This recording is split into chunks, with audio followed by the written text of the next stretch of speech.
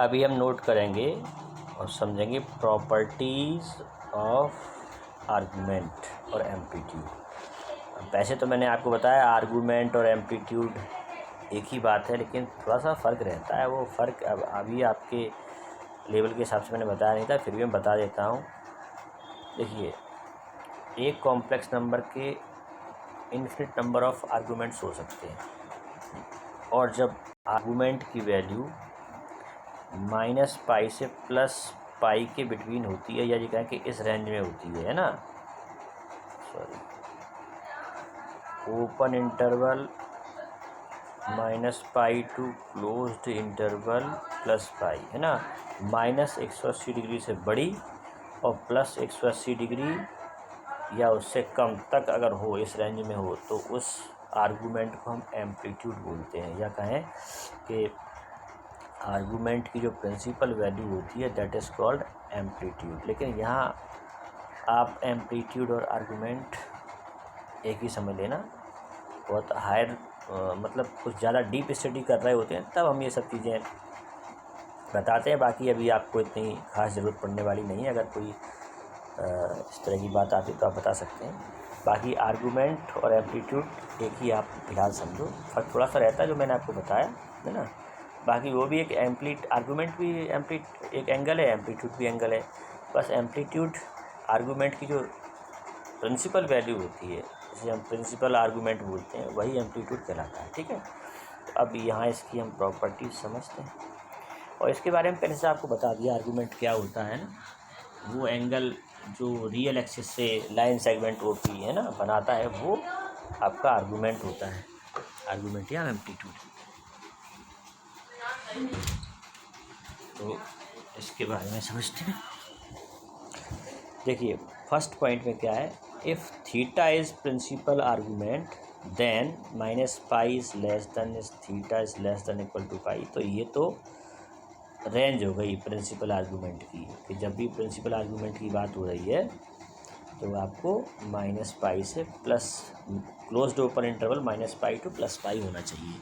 तो ये चीज़ आपको बताई जा चुकी है। पॉइंट नंबर 2 ये ध्यान रखना कि जनरली जो आर्गूमेंट के लिए हम फॉर्मूला यूज़ करते हैं वो होता है tan थीटा = y/x, और थीटा होता है tan इनवर्स y/x। अब इनवर्स ट्रिग्नोमेट्रिक फंक्शन आपके सिलेबस में है नहीं है, लेकिन आगे फर्दर जो आप क्लासेस में जाओगे, क्लास 12 या हायर क्लासेस में, तब आर्गूमेंट के लिए हम जो बेसिक फॉर्मूला यूज़ करते हैं वो इसी तरह का रहेगा। लेकिन 11th क्लास में आर्गूमेंट निकालने के पर्पज़ से ये पॉइंट नंबर 3 और पॉइंट नंबर 4 मैंने आपको यहाँ लिखवाए हैं। इस तरह के ये पॉइंट है ना। इसमें हम आपको सबसे पहले tan phi निकलवाते हैं। tan phi = mod of y/x निकाल लेते हैं, और फाई की हेल्प से हम थीटा यानी कि आर्गूमेंट निकाल लेते हैं। तो ये सारे पॉइंट्स आपको नोट कराए हुए हैं। जब जेड फर्स्ट क्वाड्रेंट में तो थीटा = phi होता है, सेकंड क्वाड्रेंट में तो थीटा = π - π होता है। तो ये सारे पॉइंट्स आपने नोट किए हुए हैं। और ये पॉइंट भी मैंने आपको 4th नंबर का पॉइंट भी नोट कराया है। इसमें अगर Z complex number Z is purely real but positive complex number है, तो फिर आर्गूमेंट ऑफ जेड यानी थीटा वो 0 होता है। और अगर प्योरली रियल और नेगेटिव कॉम्प्लेक्स नंबर है तो आर्गूमेंट ऑफ जेड पाई होता है ना। तो ये सब चीज़ें मैंने आपको एक्सप्लेन की हुई हैं। अगर कॉम्प्लेक्स नंबर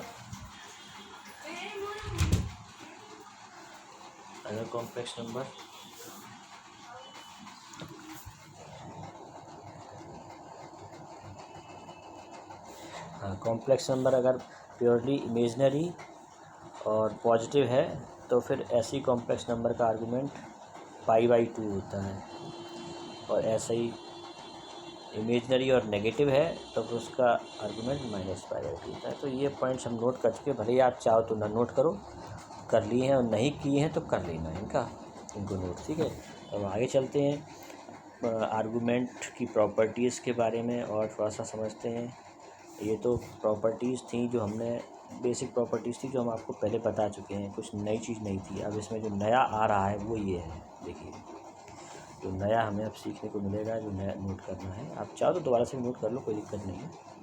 इन्होंने नोट नहीं किए हैं तो पॉइंट नंबर 5 से प्रॉपर्टी नंबर 5 आर्गूमेंट की, ये प्रॉपर्टी क्या बता रही है, Z1 इंटू Z2, मतलब दो कॉम्प्लेक्स नंबर के प्रोडक्ट का आर्गूमेंट है ना, मल्टीप्लिकेशन का आर्गूमेंट क्या होगा, argument of Z1 plus argument of Z2। समझ में बात आई कि प्रोडक्ट का आर्गूमेंट उनके आर्गूमेंट्स के उनके अलग अलग आर्गूमेंट्स का सम हो जाता है, मतलब है ना।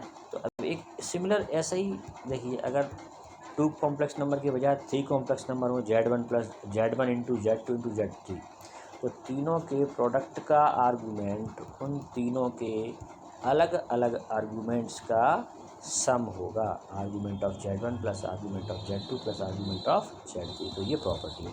तो कितनी भी कॉम्प्लेक्स नंबर्स हो आपस में प्रोडक्ट फॉर्म में, अगर उनका हम प्रोडक्ट फॉर्म में आर्गूमेंट लेना चाहते हैं तो उनके अलग अलग आर्गूमेंट निकाल के और प्लस कर दो, तो हमें उस प्रोडक्ट उस कॉम्प्लेक्स नंबर्स का जो ग्रुप है उनके प्रोडक्ट का आर्गूमेंट मिल जाता है। तो पॉइंट नंबर 5 आपको मैं समझता हूँ समझ में आ गया होगा। चलिए 6th में क्या है, argument of Z1 upon argument of Z2, मतलब डिवीजन का, क्यूशेंट का, रेशो का आर्गूमेंट।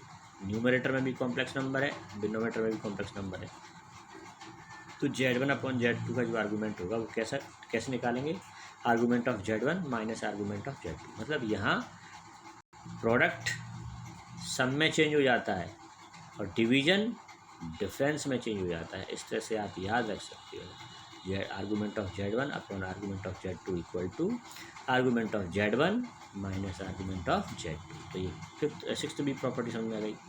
7th प्रॉपर्टी पे जाते हैं। अब कोई कॉम्प्लेक्स नंबर है, उस पर पावर की लगी हुई है, जैसे इस पर पावर लगी हुई है n पावर, तो क्या होगा, ये पावर n आगे आ जाएगी यहाँ पे इसके स्टार्टिंग में, है ना। तो argument of Z raise to the power n equal to n times of argument of Z, इस तरह से, ठीक है, प्रॉपर्टी है। अब प्रॉपर्टी नंबर 8 समझते हैं। इसमें क्या है, अगर किसी कॉम्प्लेक्स नंबर को आपने i से मल्टीप्लाई कर दिया, IZ, ठीक है, तो क्या होगा, उसका जो आर्गूमेंट है π/2 बढ़ जाएगा, ठीक। अब उसके आर्गूमेंट में π/2 प्लस हो जाएगा, ये याद रखना है। Argument of IZ equal to argument of Z, जो भी Z का आर्गूमेंट है उसमें क्या होगा, π/2 प्लस हो जाएगा। ऐसा ही अगर हम किसी कॉम्प्लेक्स नंबर को -i से मल्टीप्लाई कर देते हैं तो उसका जो आर्गूमेंट है, जो नॉर्मल आर्गूमेंट उसका जो भी है, वो π/2 कम हो जाएगा, है ना, -π/2 कर देंगे। तो ये आर्गूमेंट से रिलेटेड प्रॉपर्टीज़ थी, ठीक है। तो अब ये सारी प्रॉपर्टीज़ मैंने आपको एक्सप्लेन कर दी हैं, नोट करें इनको, बार बार रीड करते रहें, और जब ये यूज़ में आएंगी उससे भी याद होते हैं, या इनको मेमोराइज़ कर सकते हैं आप। जितना इनको अपने जितनी याद आप इसको मेमोरी में रखेंगे उतना आपको फ़ायदा होगा, इस टॉपिक में आपकी कमांड बढ़ती जाएगी। तो अब हम एक्सरसाइज स्टार्ट करेंगे, और सारी प्रॉपर्टीज़ तो एक्सरसाइज में यूज़ नहीं होंगी, फिर भी मैंने इस हिसाब से बता दिए कि आगे आप किसी कंपटीशन एग्ज़ाम की तैयारी करते हो तो वहाँ आपको एक जो स्टडी का लेवल है वो थोड़ा सा ऊपर ले जाना पड़ता है। आपको छोटी छोटी बारीक बातें भी पता होनी चाहिए, तभी आप कंपटीशन एग्ज़ाम में जो क्वेश्चंस पूछे जाते हैं उनके आंसर्स दे सकते हैं। तो उसके हिसाब से मैंने ये सब चीज़ आपको बता दी है। एक स्क्वायर रूट वाला टॉपिक हमने इसलिए नहीं बताया, बाकी हम उसका फॉर्मूला बता देंगे आपको, how to take square root of any complex number. तो उसके 2-3 मेथड होते हैं, एक फार्मूले की तरह भी फार्मूले से निकाल सकते हैं, एक शॉर्ट ट्रिक मेथड होती है, और एक आपकी जनरली जो बुक में दे रखी होती है वो मेथड होती है। तो उसका हम एक फार्मूला बता देंगे, स्क्वायर रूट कैसे निकालते हैं एक कॉम्प्लेक्स नंबर का। हालांकि ये टॉपिक आपके सिलेबस से डिलीट हो चुका है, फिर भी मैं फार्मूला बता दूंगा। फर्दर आप किसी कॉम्पिटिशन एग्ज़ाम में अपीयर होते तो वहाँ वो आपको काम में आ जाएगा, ठीक है। बाकी नोट करिए, फिर उसके बाद हम एक्सरसाइज स्टार्ट करते हैं।